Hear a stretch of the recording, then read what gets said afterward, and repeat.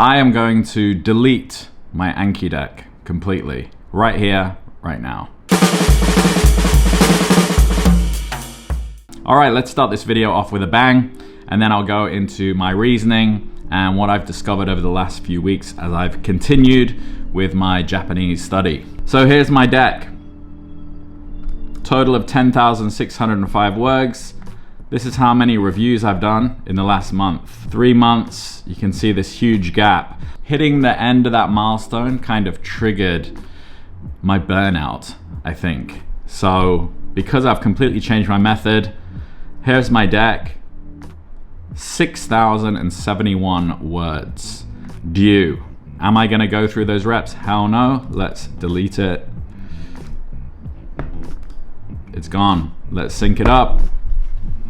Removed 3,000, 4,000, 5,000. I'm thinking, I wonder how many people are watching this right now and cringing. But by the end of this video, you may do exactly the same. And there it is, completely gone. Sync it one more time. What a load off. So after I hit that 18-month mark on my last video, as I said, it kind of acted as a trigger for my burnout kind of catching up with me. I kept up with my reps, but I started missing like days here or a week there. And I realized that I just wasn't willing to keep it up. I wasn't willing to spend hours working through Anki reps every day. I even downloaded this Anki plugin that allows you to rewind time. So if you miss a day or if you miss a week, you can just click on your deck and go to delay the time or something, and it will take it right back to the day that you miss your rep. So basically it makes you feel like you didn't miss any days. But ultimately this was the beginning of the end, because what does a tool like that do? Well, it's the ultimate procrastination tool. So it just reinforces in your head that Anki is this chore that you have to do. And with language learning, you don't want your brain to think something is a chore. Now, there were 2 reasons that I set out on this journey back in 2023. Number 1 was obviously because I wanted to learn Japanese. And number 2, though, was because I wanted to see if I applied the same method someone else did, if I could apply that method, if I could make that method work. It was almost wanting to learn the language plus curiosity behind what seemed untrue or what seemed impossible. Could I employ this tactic and reach the same success as someone else had? So in my last video, I basically concluded that I haven't found sufficient evidence of anybody actually really succeeding in the 18-month fluency goal using AJATT. Not even the creator himself really showed any proof of his claim that by the 18-month mark, he was able to call up an office in Japan, do a phone interview, and confuse them into thinking that, or trick them into thinking that he was a native speaker. I did also mention Brit versus Japan, who documented his journey similarly to me, although not as many updates. And he seemed to reach some level of communicative fluency by the 18-month mark, but still nothing to the level of the original claim made by the creator of the AJATT method. So after I realized that it was the beginning of the end of my Anki usage and I wasn't going to keep doing reviews and spending hours a day, I started looking at other videos from other language learners. And I'll put the links to these videos in the description. I do recommend you watching them if you are also at the point where you're questioning your relationship to the language that you're learning, or if you're starting to get bogged down with Anki and staying on top of your reviews every day. So the first video was from Matt versus Japan, which I really didn't know about until some people started commenting on my videos. And the video in particular is called something like Anki Endgame. I'll put the link again in the description so you can check it out. So what he talks about in this video made me feel pretty good, because he was in exactly the same situation as I was in. And the first point that he made was that he had fallen in the trap of using Anki as his primary study tool, which I also had done. A lot of you were critiquing my study method in my last couple of videos, saying, hey man, you should do more immersion, you're focusing too much on Anki, etc., etc. And I appreciate that, and I obviously agree.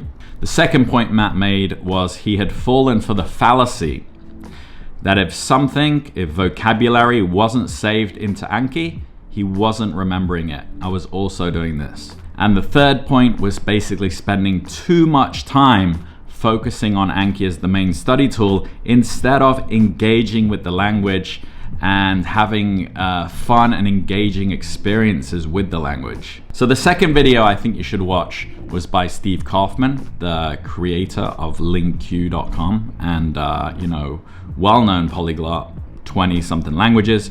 And the video is simply called How I Review Vocabulary.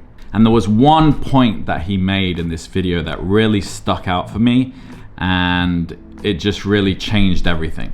And what he said was, when it comes to memorizing vocabulary, the more the vocabulary is divorced from the content, the harder it will be to remember. The more the vocabulary is divorced from the content or even the situation or the context, the more difficult it will be to remember. And why are some things more difficult to remember than other things? Well, simply because your brain works on this survival-based operating system.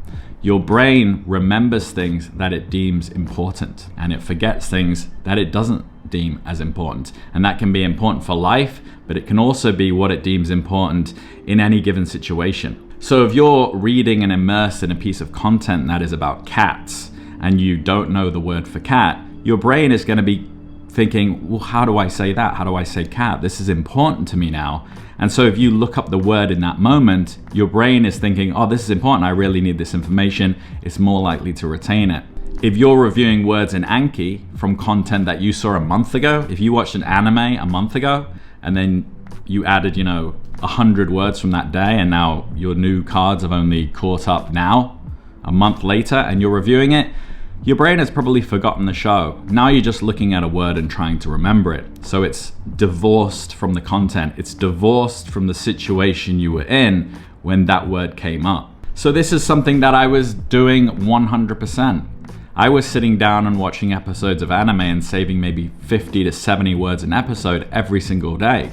So I was getting to words from episodes I'd seen 2, maybe 3 months ago. So what does Steve do instead? Well, he said what he does is he goes through content and he just does his reviews while he's going through the content. So if he has a piece of written content with the audio, which is how LingQ works, he'll see the words that he doesn't know. He'll just look at the list and go, okay, this is this, this and this.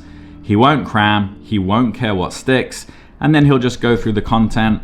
And then maybe at the end of the content, he'll look at the words again, and that's his reviews for the day. So again, he's reviewing words when his brain still deems them to be important. He's reviewing vocabulary while they're still related to the content that he's reading in that moment. The vocabulary is not divorced from the content. So when he's going through those lists, he also doesn't really give a shit about remembering it at the same time. He just does what his brain does and just goes along with it and just continues to, read something else, go on to other content. And it's like he just has faith that eventually things will just stick the more times he sees it. And this reminds me of an article that was on the old All Japanese All the Time blog, and it was called something like "There is no try," or something like that. And I think that's a good mindset. And Steve Kaufman also talks about this. He says, if I'm reviewing content and I find myself trying or stressing, it's out the window, right? You don't want to feel tense. You don't want to feel stressed. You don't want to feel like you're trying. So let's go back to that point, which I think is the most important point of this video, which is the idea that the more the words are divorced from the content, the less likely you are to remember. So let's say you're learning English, right? And you're watching a movie with a friend, and in the movie, let's say the word spin comes up, right? Maybe it's a movie about ice skating. And you say to your friend, what's this word spin? What does that mean? He says, well, spin means to move in a circle around an axis or something. He just explains to you what it means, and then you're like, oh, okay, spin, right, they're spinning in the show, right? You think of the word spin, you think of where you just saw it, you think of the show that you're watching either right now or you just saw it, and your brain makes that connection, and your brain deems that word important. So it's more likely to stick. It's not divorced from the content yet. Now, what would the SRS version of that story be?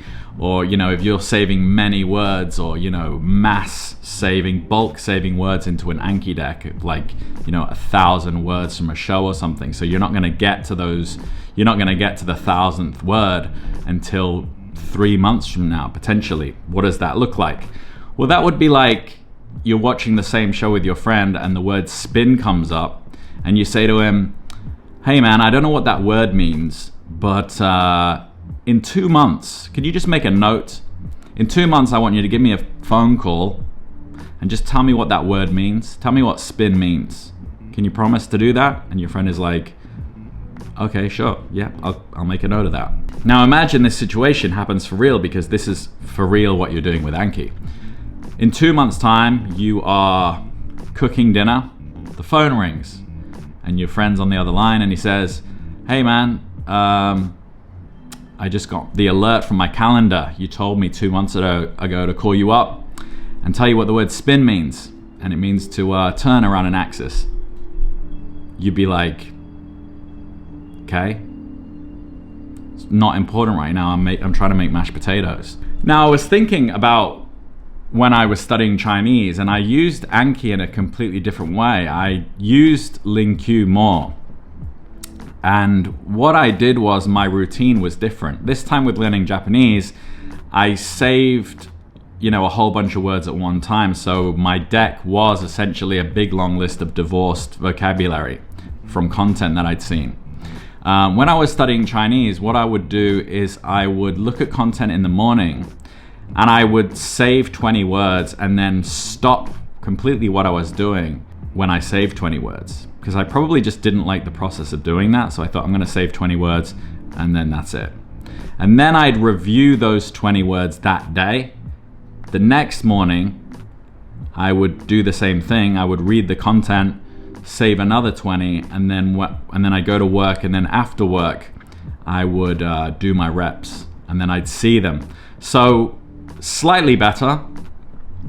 I guess looking at the content and reviewing the words are still in the same day, at least. And I think that probably works better, because it's, while I probably still wouldn't do that now, it is at least still not as divorced from the content. So what I just deleted there is a huge backlog. I think that I had about 700 new words that were coming through at 10 words per day. So that would have been over, you know, that's 6 months away to finish that. It was essentially a big, huge list of divorced content, which is why I didn't flinch when I was deleting it, because I thought, I'm not going to remember that anyway. So what am I doing now? Well, this is not a Lingq promotion. There'll be no affiliate link in the description. But I am using Lingq exclusively, and I've been doing that every day, and I've noticed a huge difference. The first difference I've noticed is that I'm engaging with the content more. When I'm going through content, it seems easier. I'm having fun. I'm not trying. I'm remembering what I think I should remember. I'm not caring about things that I don't remember, because it'll just come up again. And I'm basically adopting this sort of lazy approach to language learning. So what my new goals are is to just ensure that I'm not doing anything that divorces new vocabulary from content, from context. So my listening now is not as much random stuff. I will listen mostly to stuff that I've saved words from and that I have studied, quote unquote. And one other thing that I've noticed, which really just backs up why I think I'm right in what I've just done, is that I've started coming across words that were in my Anki deck in different contexts, right? In different pieces of content on Lingq. And I'll look at the word in a different sentence that I haven't seen it in before, and I'll totally forget what it is. I'll totally forget what it means. Until I looked at the definition, my brain was like, what is this word? This is a brand new word. And then when I looked at the definition, I thought, oh, I remember I have this card in my Anki deck. I remember the sentence it was in even. I remember the anime that it was from. But now I'm seeing it somewhere else. you know, I haven't acquired it. I haven't really acquired that word. And then that gets you thinking, how many other words in that Anki deck is this going to happen with? Even the ones that technically I remember according to Anki, how many don't I actually remember? Because here's one, so there must be like 1,000 more. So now my reviews look like this. I look at the piece of content, I'm saving the words that I don't know, I'm looking at them real quick, and then I'm going through content, and then I'm not trying to remember the words, I'm just seeing what sticks and what doesn't, and then I'm going on to other content, and then I'm going more content, more content, more content, and my reviews are coming from massive amounts of content, not from an Anki deck. And I've lost the mindset or fallacy that I was in, that if something is not saved in Anki, I'm not going to remember it. Now I just don't care at all if I remember it. And with the not caring and with the laziness, I still feel like I'm remembering a lot. When I say lazy, I don't mean don't study and don't engage with the language. I think if I was going to give it a formula, laziness and not trying plus time engaged with content equals progress. Okay, so you do have to spend the time. I am still spending time, more time probably, because now it's more fun. Like, I've got the fun back.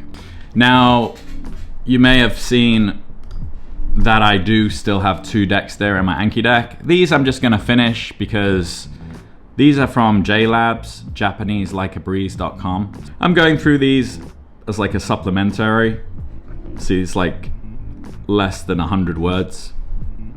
This one will take me 2 minutes, and this one will take me 10 minutes. I like going through these decks just because it's structured from the Tai Kim grammar guide. So I'm just ensuring that I'm still seeing all grammar patterns quite regularly. It just makes me kind of feel secure a little bit. But it's not taking up more than 15 minutes of my time per day. And if it does, I'll just delete those as well, to be honest, because I really just don't care about trying anymore. Trying in the traditional sense. I am going to still engage in content and try in that sense, but as far as trying to remember or feeling stressed or thinking, time to sit down and do my 2 hours of reps, that's a thing of the past. So yeah, that's just a quick update. If any of you are in the same boat where you're feeling bogged down by doing Anki, if you're feeling like I need to save every word into Anki, otherwise it's not going to go into my memory, if you're experiencing any of the thoughts, demotivation, things like that, then I hope this helps. As a final takeaway, I think you should constantly be asking yourself, are you spending most of your time engaging with novelty, varied content that is around your level and doing your reviews naturally and not trying so hard? Or are you in the situation that I was in and that Matt versus Japan was in, where you're basically playing whack-a-mole with divorced from content vocabulary to the detriment of your own sanity? It's important to ask yourself that question regularly, I think. All right, so let me know what your thoughts are. Let me know if you have had these experiences and what you think about the takeaways that I've provided. All right, see you on the next one. Take care.